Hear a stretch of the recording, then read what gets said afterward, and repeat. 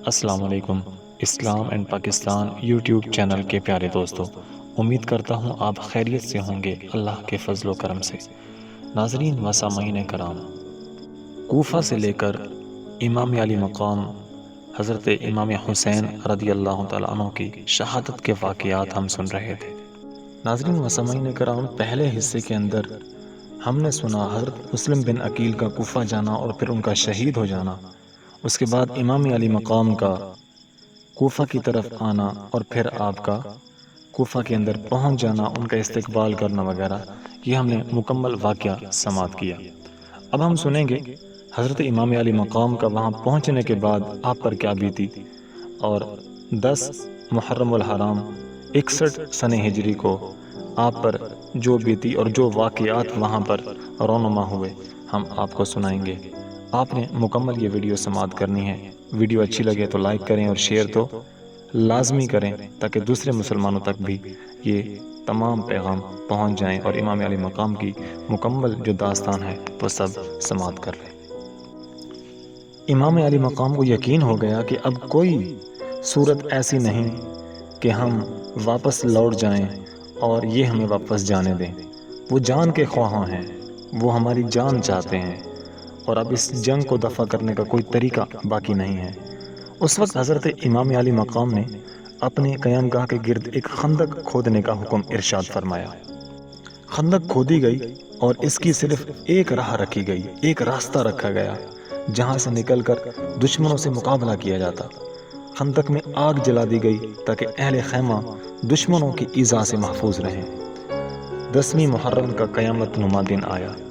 جمعے کی صبح حضرت امام علی مقام نے تمام اپنے رفقائے اہل بیت کے ساتھ فجر کے وقت اپنی عمر کی آخری نماز بجماعت نہایت ذوق و شوق، تضرع اور خشوع کے ساتھ ادا فرمائی۔ پیشانیوں نے سجدوں میں خوب مزے لیے، زبانوں نے قرات و تسبیحات کے لطف اٹھائے۔ نماز سے فراغت کے بعد خیمے میں تشریف لائے۔ 10ویں محرم کا آفتاب قریب طلوع ہونے والا تھا۔ امام علی مقام رضی اللہ تعالیٰ عنہ اور ان کے تمام رفقا و اہل بیت 3 دن کے بھوکے پیاسے ہیں۔ ایک قطرہ آب میسر نہیں اور ایک لقمہ حلق سے نہیں اترا۔ بھوک پیاس سے جس قدر ضعف و ناتوانی کا غلبہ ہو جاتا ہے، اس کا وہی لوگ کچھ اندازہ کر سکتے ہیں جنہیں کبھی دو دن وقت کا 2 یا 3 دن کے وقت کا فاقہ ہوا ہو، اس طرح کی کوئی نوبت پہنچی ہو، پھر بے وطنی، تیز دھوپ، گرم ریت، گرم ہوائیں۔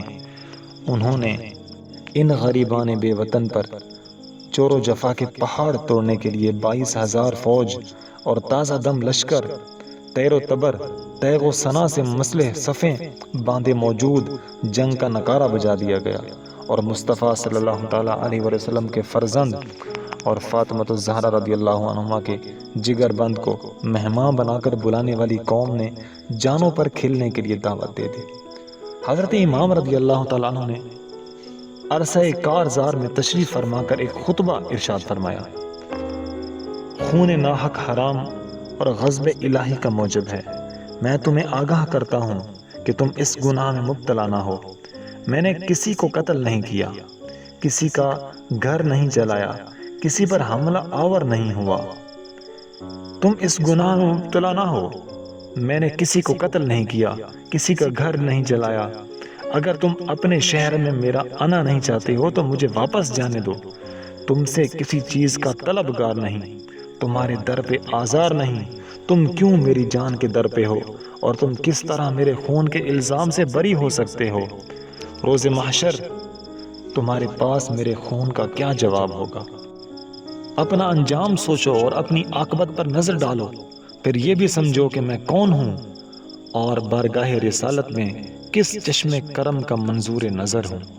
میرے والد کون ہیں، میری والدہ کون ہیں، میری والدہ کس کی لخت جگر ہے؟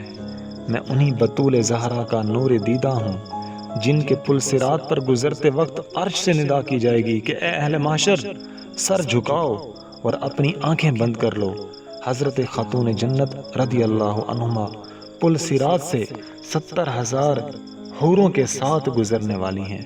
میں وہی ہوں جس کی محبت کو سرور عالم صلی اللہ تعالیٰ علیہ وآلہ وسلم نے اپنی محبت فرمایا ہے۔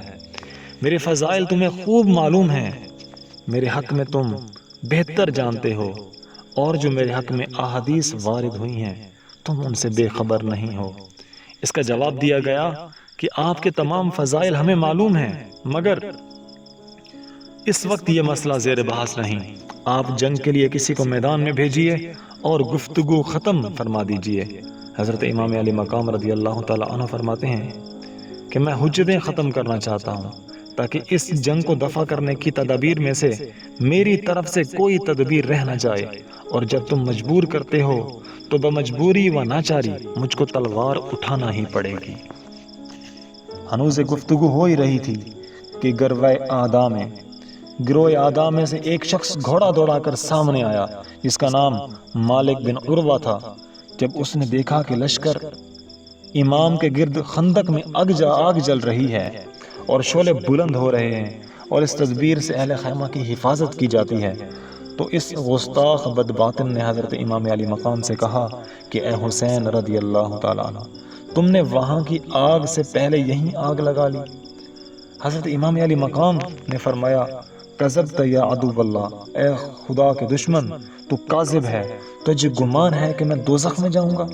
مسلم بن اوسیہ کو مالک بن عروہ کا یہ کلمہ بہت ناگوار ہوا اور انہوں نے حضرت امام رضی اللہ تعالیٰ عنہ سے اس بد زبان کے منہ پر تیر مارنے کی اجازت چاہی، مگر امام علی مقام رضی اللہ تعالیٰ عنہ نے فرمایا خبردار، میری طرف سے کوئی جنگ کی ابتدا نہ کرے تاکہ اس خون ریزی کا وبال اعداء ہی کی گردن پر رہے اور ہمارا دامن اقدام سے آلودہ نہ ہو، لیکن تیری جرات قلب کا مرہم بھی میرے پاس ہے اور تیرے سوز جگر کی تشفی بھی میرے پاس ہے۔ اب تو دیکھ، یہ فرما کر دست دعا دراز فرمائے اور بارگاہ الہی عز و جل میں عرض کیا کہ یا رب عز و جل، عذاب نار سے قبل اس گستاخ کو دنیا میں آتش عذاب میں مبتلا فرما۔ امام رضی اللہ تعالی عنہ کا ہاتھ اٹھانا تھا، اس کے گھوڑے کا پاؤں ایک سوراخ میں گیا اور وہ گھوڑے سے گرا اور اس کا پاؤں رکاب میں الجھا اور گھوڑا اسے لے کر بھاگا اور آگ کی خندق میں ڈال دیا۔ حضرت امام علی مقام نے سجدہ شکر ادا کیا اور اپنے پروردگار کی حمد و ثنا کی اور فرمایا اے پروردگار، میں تیرا شکر ادا کرتا ہوں، تو نے اہل بیت رسالت کے بدخواہ کو سزا دی۔ حضرت امام علی مقام کی زبان سے یہ کلمہ سن کر صفی اعداء میں سے ایک اور بے باک نے کہا کہ آپ کو پیغمبر خدا سے کیا نسبت ہے؟ یہ کلمہ تو امام علی مقام کے لیے بہت تکلیف دہ تھا۔ آپ نے اس کے لیے بھی بد دعا فرمائی اور عرض کی کہ یا رب عز و جل، اس بد زبان کو فوری عذاب میں گرفتار کر۔ امام علی مقام نے یہ دعا فرمائی اور اس کو قضاء حاجت کی ضرورت پیش آئی۔ گھوڑے سے اترا اور ایک طرف بھاگا اور کسی جگہ قضاء حاجت کے لیے برہنہ ہو کر بیٹھ گیا۔ ایک سیاہ بچھو وہاں آ پہنچا اور اس نے ڈنگ مارا تو نجاست آلودہ تڑپتا پھرتا۔ اس رسوائی کے ساتھ تمام لشکر کے سامنے اس ناپاک کی جان نکلی، مگر سخت دلان بے حمایت کو غیرت نہ ہوئی۔ ایک شخص مزنی نے امام رضی اللہ تعالیٰ عنہ کے سامنے آ کر کہا کہ اے امام رضی اللہ تعالیٰ عنہ، دیکھو تو دریائے فرات کیسا موجیں مار رہا ہے، خدا عز و جل کی قسم کھا کر کہتا ہوں تمہیں اس کا ایک قطرہ نہ ملے گا اور تم پیاسے ہلاک ہو جاؤ گے۔ حضرت امام رضی اللہ تعالیٰ عنہ نے اس کے حق میں فرمایا اللہم امتہ عطشانہ، یا رب عز و جل اس کو پیاسا مار۔ امام علی مقام کا یہ فرمانا تھا کہ مزنی کا گھوڑا چمکا، مزنی گرا، گھوڑا بھاگا اور مزنی اس کے پکڑنے کے لیے اس کے پیچھے دوڑا اور پیاس اس پر غالب آ گئی۔ اس شدت کی غالب ہوئی کہ العطش العطش پکارتا تھا، اور جب پانی اس کے منہ سے لگاتے تھے تو ایک قطرہ بھی نہ پی سکتا تھا، یہاں تک کہ اسی شدت پیاس میں مر گیا۔ فرزند رسول صلی اللہ تعالیٰ علیہ وآلہ وسلم کو یہ بات بھی دکھا دینا تھی کہ ان کی مقبولیت بارگاہ حق پر اور ان کے قرب و منزلت پر جیسا کہ نصوص کثیرہ اور احادیث شہیرہ شاہد ہیں۔ ناظرین و سامعین کرام، ایک اور بہترین واقعہ رونما ہوا وہب ابن عبداللہ کلبی کا ایک واقعہ میں آپ کو سناتا ہوں۔ یہ قبیلہ بنی کلب کے زیبا و نیک حسین جوان تھے، صرف 17 روز شادی کو ہوئے تھے۔ اور ابھی بساط عشرت و نشاط گرم ہی تھی کہ آپ کے پاس آپ کی والدہ آ پہنچی، جو ایک بیوہ عورت تھی اور جن کی ساری کمائی اور گھر کا چراغ یہی ایک نوجوان بیٹا تھا۔ اس عظیم ماں نے پیارے بیٹے کے گلے میں باہیں ڈال کر رونا شروع کر دیا۔ بیٹا حیرت میں آ کر پوچھنے لگا کہ اماں جان، آپ کیوں رو رہی ہیں؟ میں نے اپنی عمر میں کبھی آپ کی نافرمانی نہ کی، نہ آئندہ کر سکتا ہوں۔ آپ کی اطاعت و فرمانبرداری فرض ہے اور میں پوری زندگی آپ کا فرمانبردار رہوں گا۔ آپ کے دل میں کیا صدمہ پہنچا؟ آپ کو کس چیز نے غم میں ڈال دیا اور رلا دیا؟ میری پیاری ماں، آپ حکم ارشاد فرمائیں۔ میری جان آپ پر فدا ہے، اب غمگین نہ ہوں۔ اکلوتے سعادت مند بیٹے کی یہ سعادت مندانہ گفتگو سن کر ماں اور چیخ مار کر رونے لگی اور کہنے لگی، اے فرزند، اے میرے رخت جگر، میری آنکھ کا نور دل اور میرے گھر کے چراغ اور میرے باغ کے پھول، میں نے اپنی جان گھلا گھلا کر تیری جوانی کی بہار پائی ہے۔ تو ہی میرے دل کا قرار ہے، تو ہی میری جان کا چین ہے۔ ایک دم تیری جدائی اور ایک لمحہ تیرا افتراق مجھے برداشت نہیں ہو سکتا۔ اے جان مادر، میں نے تجھے اپنا خون جگر پلایا ہے۔ آج مصطفیٰ علیہ الصلوۃ والسلام کا جگر گوشہ، خاتون جنت کا نونہال، دشت کربلا میں مبتلا مصیبت و جفا ہے۔ پیارے بیٹے، کیا تجھ سے ہو سکتا ہے کہ تو اپنا خون اس پر نثار کر اور اپنی جان اس کے قدموں پر قربان کر ڈال؟ اس بے غرض زندگی پر ہزار تف ہے کہ ہم زندہ رہیں اور سید عالم علیہ السلام کا لاڈلا ظلم و جفا کے ساتھ شہید کر دیا جائے۔ اگر تجھے میری محبتیں کچھ یاد ہوں اور تیری پرورش میں جو محنتیں میں نے اٹھائی ہیں ان کو تو بھولا نہ ہو، تو اے میرے چمن کے پھول، تو حسین کے سر پر صدقہ ہو جا۔ وہاب نے کہا، اے مادر مہرباں، خوبی نصیب یہ جان شہزادہ کونین پر فدا ہو جائے اور یہ ناچیز ہدیہ وہ آقا قبول فرما لیں۔ میں دل و جان سے آمادہ ہوں، ایک لمحے کی اجازت چاہتا ہوں تاکہ اس بی بی سے دو باتیں کر لوں جس نے اپنی زندگی کے عیش و راحت کا صحرا میرے سر باندھا ہے اور جس کے ارمان میرے سوا کسی طرف نظر اٹھا کر نہیں دیکھتے۔ اس کی حسرتوں کے تڑپنے کا خیال ہے، وہ اگر صبر نہ کر سکی تو میں اس کو اجازت دے دوں کہ وہ اپنی زندگی کو جس طرح چاہے گزارے۔ ماں نے کہا، بیٹا، عورتیں ناقص العقل ہوتی ہیں، یہ نہ ہو کہ وہ اپنے رونے سے یا اپنی باتوں سے تیرے ارادے کو بدل نہ ڈالے۔ وہاب نے کہا، پیاری ماں، امام حسین علیہ السلام کی محبت کی گرہ دل میں ایسی مضبوط لگی ہے کہ اس کو کوئی نہیں کھول سکتا، اور ان کی جان نثاری کا نقش دل پر اس طرح جاگزیں ہوا ہے جو دنیا کے کسی بھی پانی سے نہیں دھویا جا سکتا۔ یہ کہہ کر بی بی کی طرف آیا اور اسے خبر دی کہ فرزند رسول صلی اللہ تعالیٰ علیہ وآلہ وسلم میدان کربلا میں بے یار و مددگار ہیں اور غداروں نے ان پر نرغہ کیا ہے۔ میری تمنا ہے کہ ان پر جان نثار کر دوں۔ یہ سن کر نئی دلہن نے امید بھرے دل سے ایک آہ کھینچی اور کہنے لگی، اے میرے آرام جاں، افسوس یہ ہے کہ اس جنگ میں میں تیرے ساتھ نہیں دے سکتی۔ شریعت اسلامیہ نے عورتوں کو حرب کے لیے میدان میں آنے کی اجازت نہیں دی ہے۔ افسوس اس سعادت میں میرا حصہ نہیں کہ تیرے ساتھ میں بھی اس جان جہاں پر جان قربان کر دوں۔ ابھی میں نے دل بھر کے تیرا چہرہ بھی نہیں دیکھا اور تو نے جنتی چمنستان کا ارادہ کر لیا ہے، وہاں حوریں تیری خدمت کی آرزو مند ہوں گی۔ مجھ سے عہد کر کہ جب سرداران اہل بیت کے ساتھ جنت میں تیرے لیے بے شمار نعمتیں حاضر کی جائیں اور بہشتی حوریں تیری خدمت کے لیے حاضر ہوں، اس وقت تو مجھے نہ بھول جانا۔ یہ نوجوان اپنی اس نیک بی بی اور برگزیدہ ماں کو لے کر فرزند رسول صلی اللہ تعالیٰ علیہ وسلم کی خدمت میں حاضر ہوا۔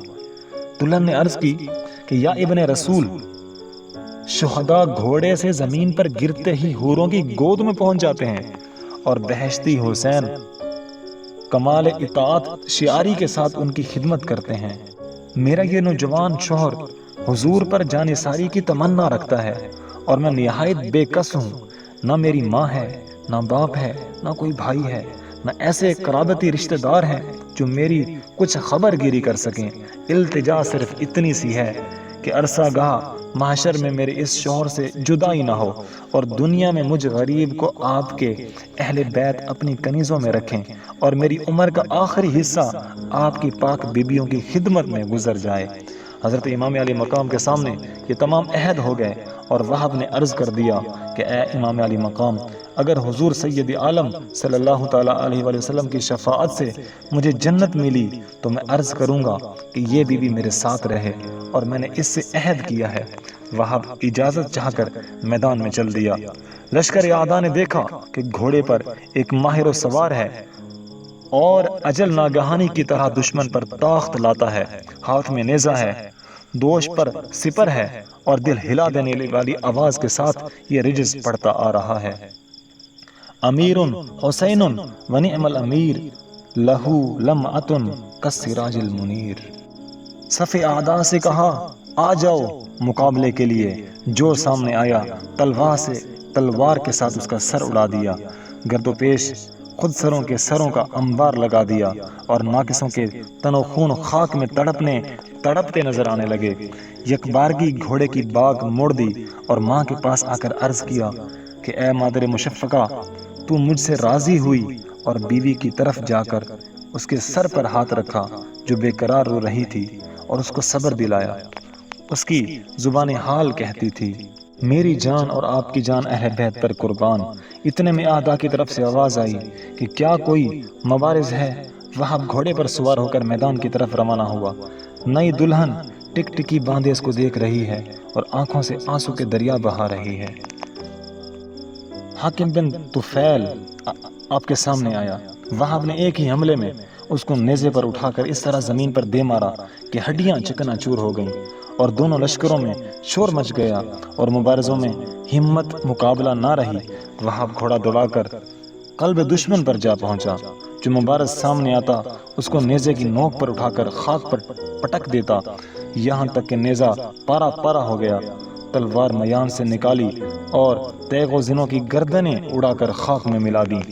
جب اعداء اس جنگ سے تنگ آ گئے تو عمر بن سعد نے حکم دیا کہ لوگ اس کے گرد ہجوم کر کے حملہ کر دیں اور ہر طرف سے یک بارگی ہاتھ چھوڑیں۔ ایسا ہی کیا، اور جب وہ نوجوان زخموں سے چور ہو کر زمین پر آیا تو سیاہ دلان بدباطن نے اس کا سر کاٹ کر لشکر امام حسین رضی اللہ تعالیٰ عنہ میں ڈال دیا۔ اس کی ماں بیٹے کے سر کو اپنے منہ سے ملتی تھی اور کہتی تھی: اے بیٹا، بہادر بیٹا، اب تیری ماں تجھ سے راضی ہوئی۔ پھر وہ سر اس دلہن کی گود میں لا کر رکھ دیا۔ دلہن نے اپنے پیارے شوہر کے سر کو بوسہ دیا۔ اسی وقت پروانے کی طرح اس شمع جمال پر قربان ہو گئی، اور اس کا طائرہ روح اپنے نوشہ کے ساتھ ہم آغوش ہو گیا۔ ان کے بعد اور سعادت مند جان سار داد جان ساری دیتے اور جان فدا کرتے رہے۔ جن جن خوش نصیبوں کی قسمت میں تھا انہوں نے خاندان اہل بیت پر اپنی جانیں فدا کرنے کی سعادت حاصل کی۔ اس زمرے میں حر بن یزید ریاحی قابل ذکر ہے، جس کو میں اس کا مکمل واقعہ اپنی اگلی ویڈیو کے اندر آپ کو سناؤں گا۔ اگر ویڈیو اچھی لگی ہو تو لائک کریں، چینل کو سبسکرائب کریں، اور اس ویڈیو کو آگے لازمی شیئر کریں۔ السلام علیکم ورحمۃ اللہ وبرکاتہ۔